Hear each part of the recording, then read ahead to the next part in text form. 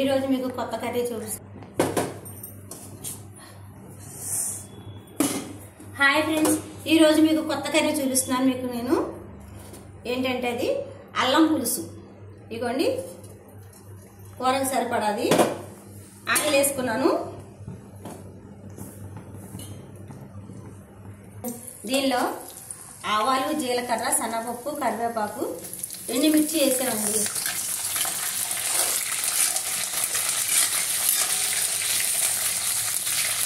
ఇవన్నీ ఇప్పుడు వెల్లిపాయ కూడా వేస్తున్నాను. వెల్లిపాయలు ఒక పాయ లాగా వేసి పెట్టుకోవాలి.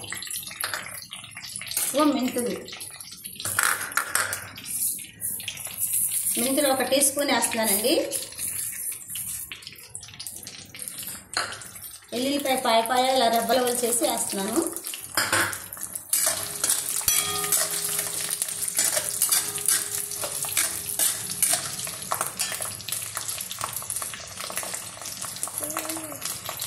పచ్చిమిరకాయ, పసుపు, మరి ఉప్పు, కొత్తిమీర, ఇదిగోండి అల్లం 50 గ్రాముల అల్లం అండి. ఒక 2 స్పూన్లు ఏమో ఉల్లిపాయ వేయిపోయింది. ఇవి వేయిపోయి ఉల్లిపాయ వేస్తున్నానండి.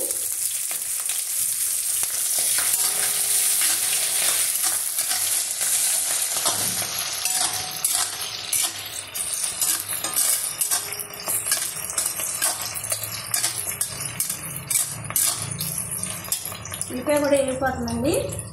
ఇదిగోండి అల్లము 50 గ్రాముల అల్లం, 2 టీ స్పూన్లు జీలకర్ర, ఒక 2 స్పూన్లు ధనియాలు, ఒక 20 లవంగాలండి. ఇలా ముద్ద చేసి పెట్టుకున్నాను. ఇదిగోండి ఈ అల్లం అంతా, ఈ అల్లం పేస్ట్ అంతా ఇలా వేసేసుకోవాలండి.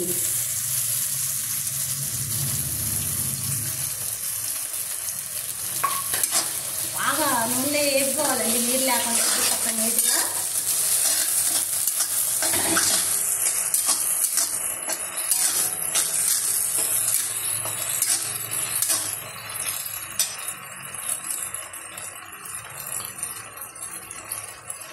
పసుపు కూడా వేసుకున్నాను, ఒక టీ స్పూన్ అండి.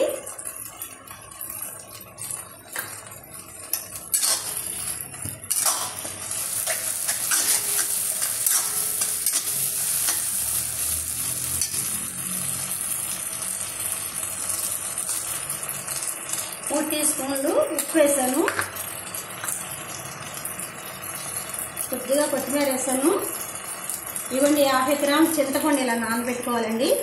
నానబెట్టుకుని గుజ్జులాగా తీసుకొని మనం చక్కగా చేసుకొని ఉంచుకోవాలండి.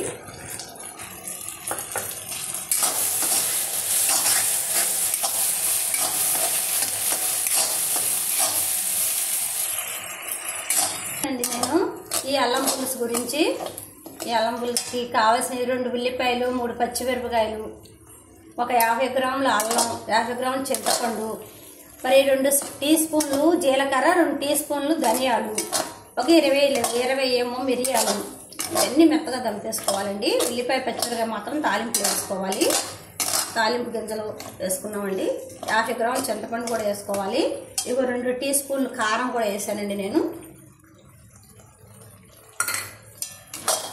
ఇది బాగా వేగిపోయిందండి. ఇప్పుడు దీనిలో కొంచెం వాటర్ వేసుకుని ఉడకనివ్వాలి. ఒక 1/2 గ్లాస్ వాటర్ వేసి ఉడికిపోయాక అప్పుడు చింతపండు కూడా వేయాలండి. ఈ అల్లం కూర ఎందుకు చేస్తారంటే అండి, ఈ శీతాకాలం కదా, ఇప్పుడు దగ్గులు, జలుబులు, జ్వరాలతో ఉంటారు. వాళ్ళ నోటికి కొంచెం కారంగా ఘాటుగా ఉంటే అన్నం తినబుద్ధి అవుతుంది. వేడి అన్నంలో ఈ కూర వేసుకుంటే మనకి గొంతులో కఫం పట్టింది అనుకోండి, కఫం కూడా గొంతుకు సరాలు ఇచ్చేస్తుంది. బాగుంటుంది, మనం తింటే ఆరోగ్యంగా ఉంటుంది.